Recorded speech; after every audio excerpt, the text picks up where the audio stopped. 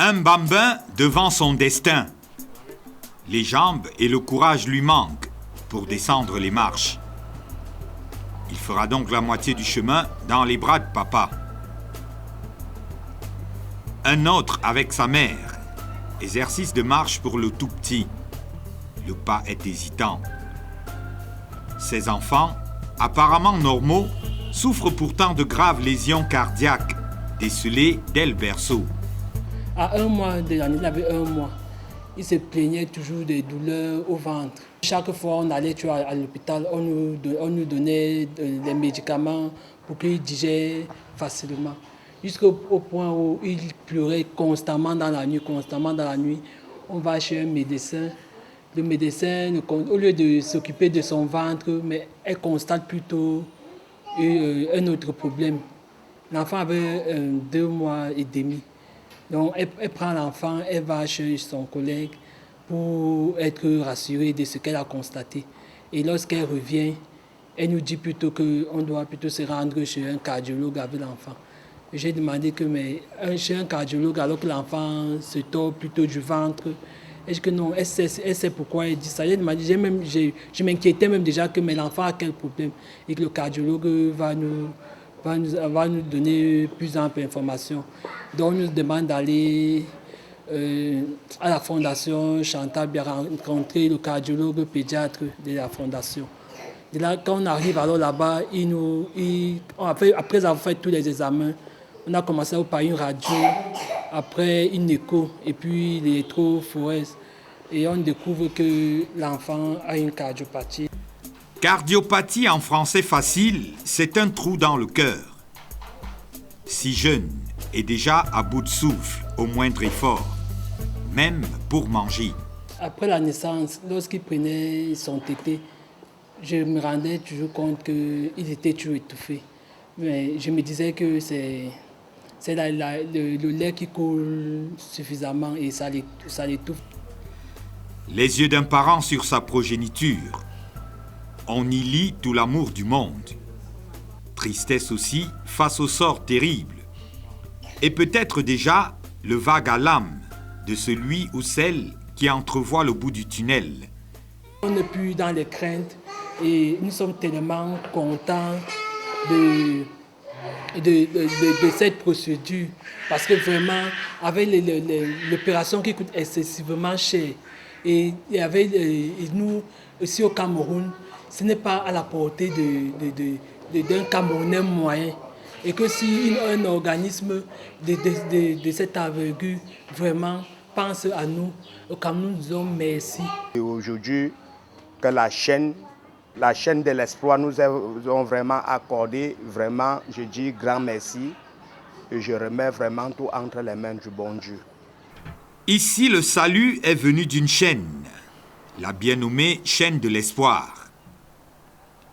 Des cancans de femmes au salon de coiffure un dimanche. Au Cameroun, cela s'appelle Kongosa. Une vie dont l'histoire tiendra désormais sur une chaîne. C'est ma belle-mère qui me rencontre et me parle de la chaîne de l'espoir. Mais qu'elle a suivi cela dans un salon de coiffure parce qu'elle se faisait les tresses. La dame du salon lui parle. Donc, comme les femmes dans les salons sont là dans les commentaires et autres, parlent de son enfant, de la coiffeuse, comment son enfant a été opéré. Comme ça, et ma belle-mère, comme elle connaissant la maladie de l'enfant, dit que ton enfant était opéré de comment, où, ça s'est passé comment. Et elle a donc parlé qu'il y a un médecin, le docteur Wawo, qui examine l'enfant et à travers une ONG, on prend en charge l'enfant.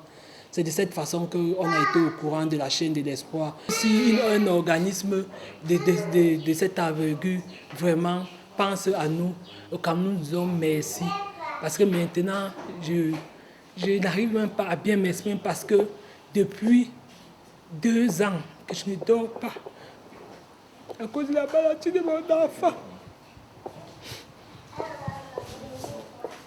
Maintenant, je sais que mon enfant sera guéri. Et je remercie le docteur et tous ceux Tous ceux qui m'ont entraîné ici, là, je vous dis qu'il y a beaucoup de femmes aussi, dans mon cas, qui ne connaissent même pas la chaîne et qui ne savent même pas et qui sont aussi dehors comme ça en train de souffrir parce qu'ils n'ont pas les moyens. Parce que maintenant, mon enfant va voyager d'ici quelques jours et je sais qu'il va revenir en bonne santé. Mais je remercie la chaîne, et je remercie les médecins et je remercie aussi Dieu qui m'a permis de supporter cette maladie. Je vous remercie.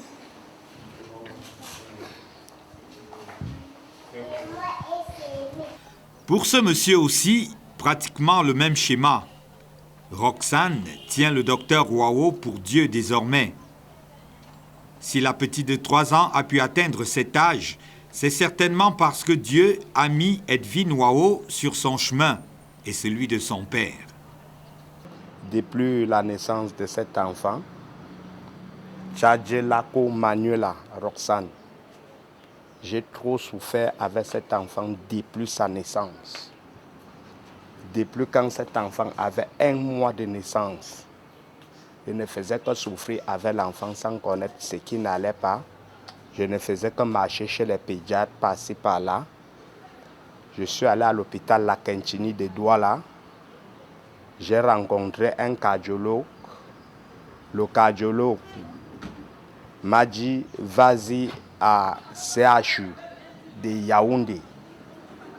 Vous allez rencontrer Dr Wao. C'est là d'où je suis allé à l'hôpital CHU. Vraiment,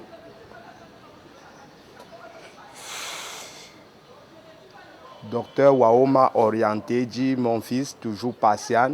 Dieu ne peut pas donner quelque chose qui peut dépasser l'homme. J'avais toujours l'espoir.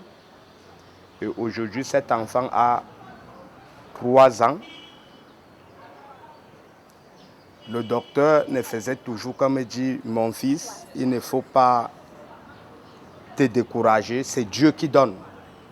C'est Dieu qui sait ce qu'il fait.